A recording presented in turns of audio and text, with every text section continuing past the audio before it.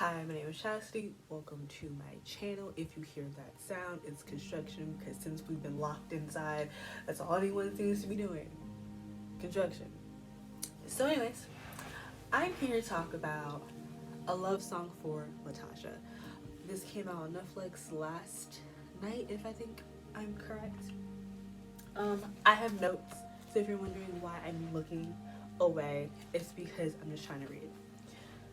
Okay, so I'm only 22 years old.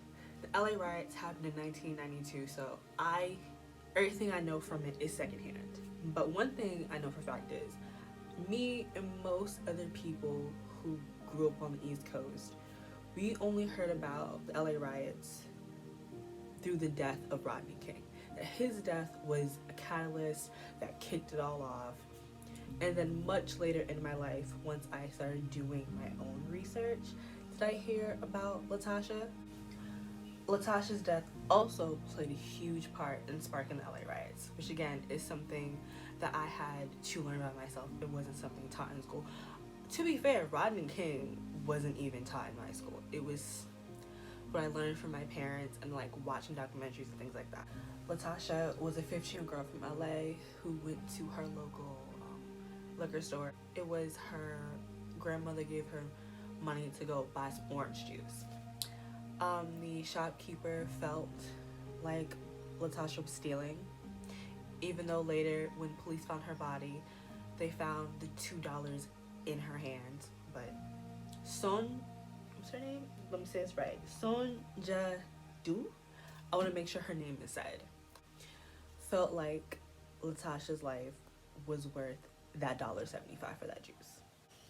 Son was sentenced to probation, community service, and a $500 fine.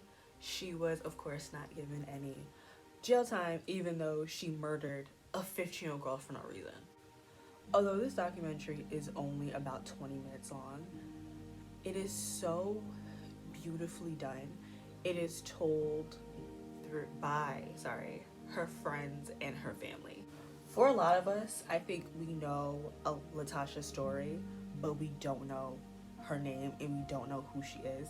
So this documentary is a really good job of humanizing her, because unfortunately a lot of people killed in acts like this, they just become a story. We forget that they were real people, that they had hopes, that they had dreams, that she was supposed to be something. So again, it was narrated by her friends and her family.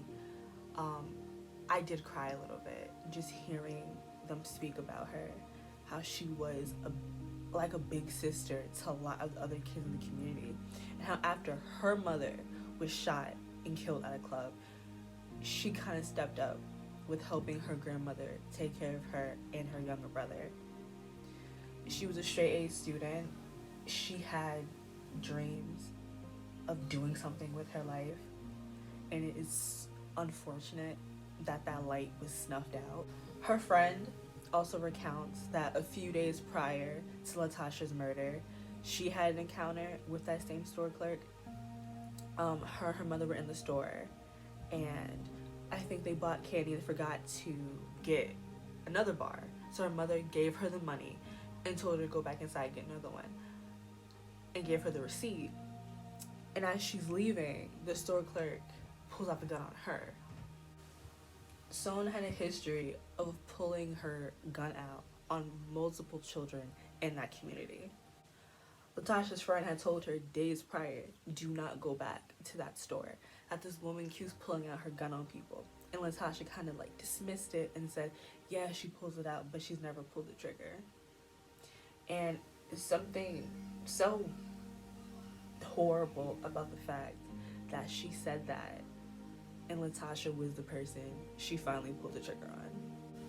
I think Latasha's story does bring up the conversation about non-black people opening businesses in black communities, because it does feel like a lot of these non-black people, don't like black people, don't actually want to be around black people, don't want their children intermingling with black children.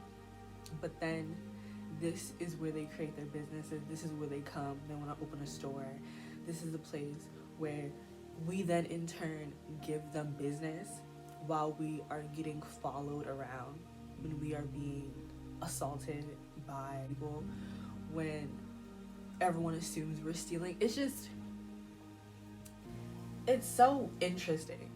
Again, you don't like black people. You don't. But then you open businesses where you have to be around black people and you have to engage with black people. And you allow your racial biases to take control and assume that every black person that walks into your store is a thief, is a criminal, is a horrible person, while we don't give you that same energy back. You open stores here and we give you our money. You know, if you grew up in New York, calling all the non-black dudes that run the shops popping, all that stuff, like, we get really friendly with the small business owners in our communities, because these are people that have been there since you was like 4 or 5 years old. You know, you go there every single day and you think y'all are cool, but the moment this person thinks you're stealing, is a gun to your face. I think it's a conversation that is hard to have amongst black people and other people of color. Just racism. That being racist is not just white people. Just because you yourself are not white does not mean you don't participate in racism. That you don't, act racist to other people. I think it's a conversation we have. Also, anti-blackness in non-black communities. It's so hard to have these conversations because I feel like people get really defensive and they want to be like, well, I also go through racism, so I can't be racist. That's not true. Prejudice is a word. It means something. And I feel like the place in which other minorities sit in this country compared to black people, and in particular the Asian American community, and how white people have allowed them the place that they have.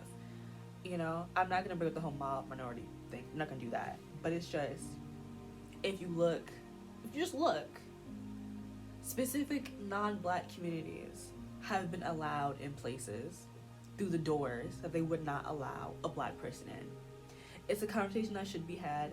I feel like there's no problem admitting that even if you go through injustices, you are in some way, shape, or form privileged. Not being black is a privilege.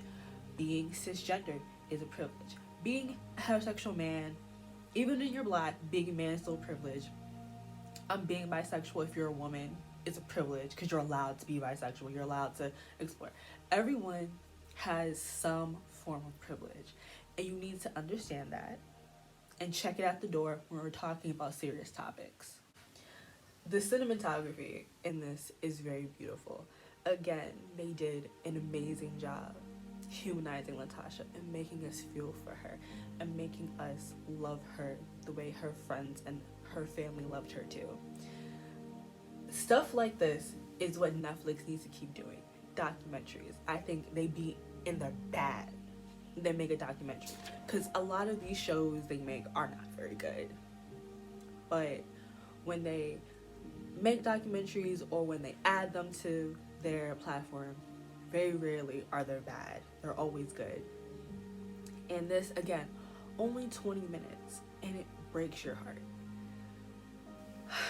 It's so beautiful.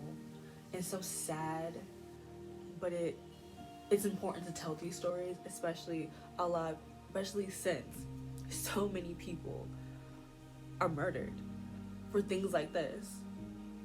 And after a while, you can't keep up with who's been killed, this person, that person, this person.